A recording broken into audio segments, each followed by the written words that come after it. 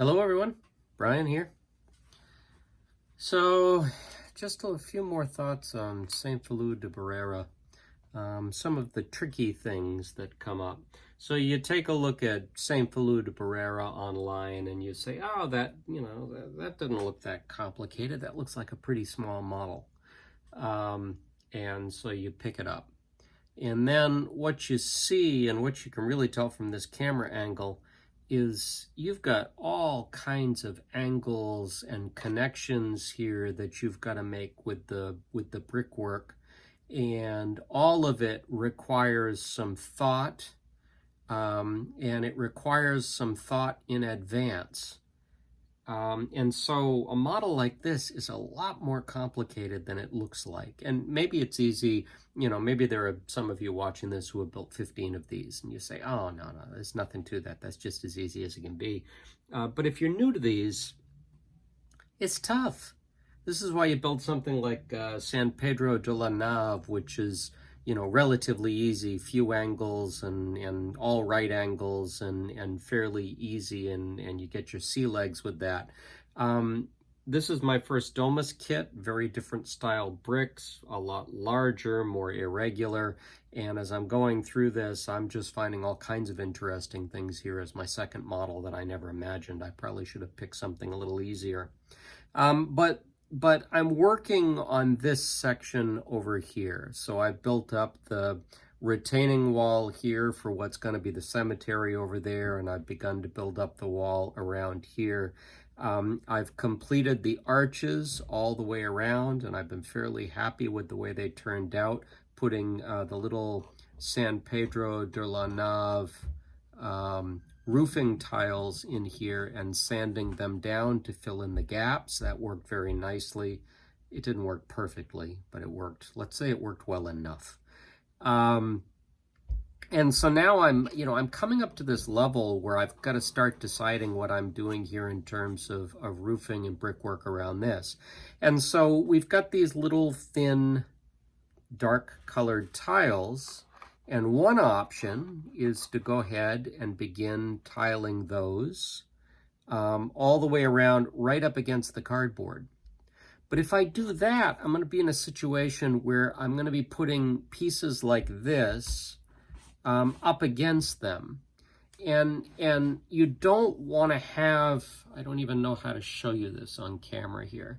You don't want to have a piece that's coming out straight like that, where you can see the gap underneath, where you can, if you could sand this at the same angle as the roof, so that it lands right on top of that roof tile and there's no gap along here, then that's one thing, but that's a lot of work.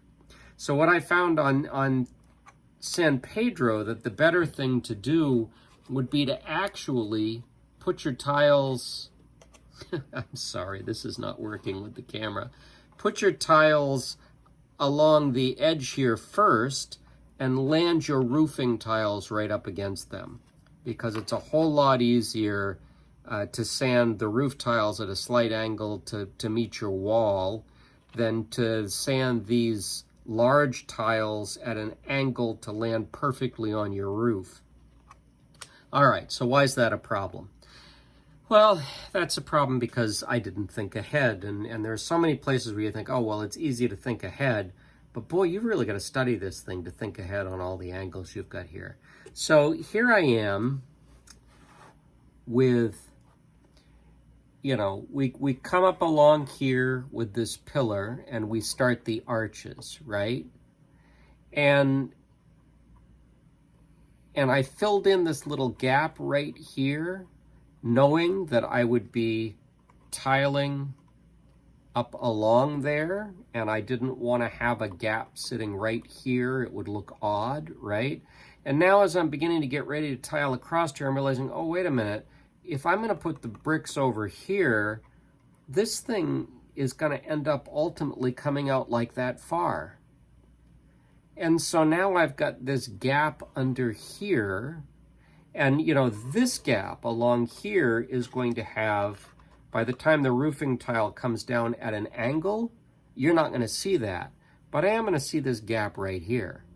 So how do I feel about that? Am I willing to have a gap there? It just doesn't feel right. Again, maybe perfect is the enemy of good. You know, not that I can do these things perfectly, but you know what I'm saying. And maybe a gap there is not a problem. So I don't know. I guess I take more of the San Pedro de la Nave roofing tiles.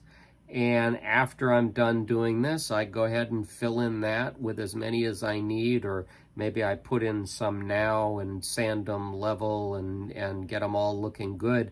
So that basically I'm extending this pillar all the way up and just, you know, actually coming out more. I'm going to actually be coming out quite a bit more by the time I'm done. It's going to be about out to here.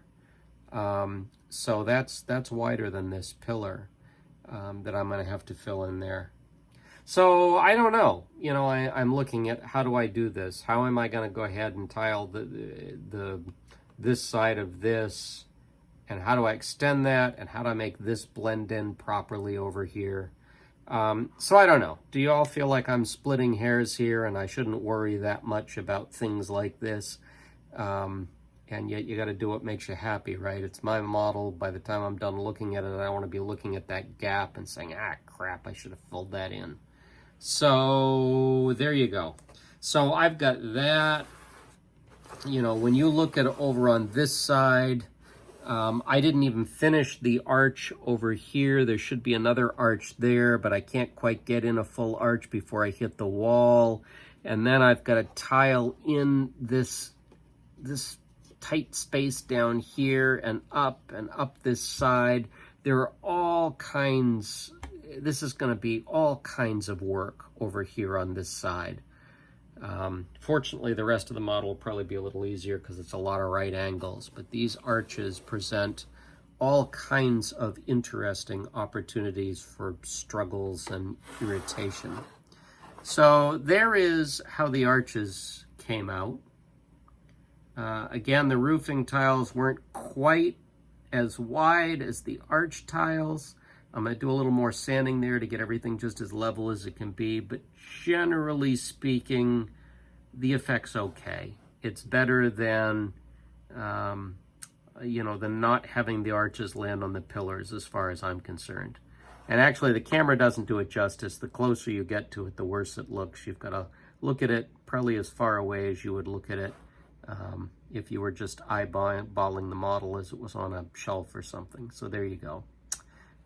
So anyway, I'm reasonably happy with the way that came out. And again, the tiles are going to overhang the side so that you don't even see the gap here. I'll have to come in across here and sand these so that they're the same angle, and then the roofing tiles will hang down and roughly come even with the top of these. And I think it'll end up looking pretty good. So anyway, there's your second San Pedro de la Nave video. I'm still trying to decide, am I going to tile from the ground up to what's going to be the line for the cemetery grade, or am I just going to begin tiling at that line? I think it'll probably be easier.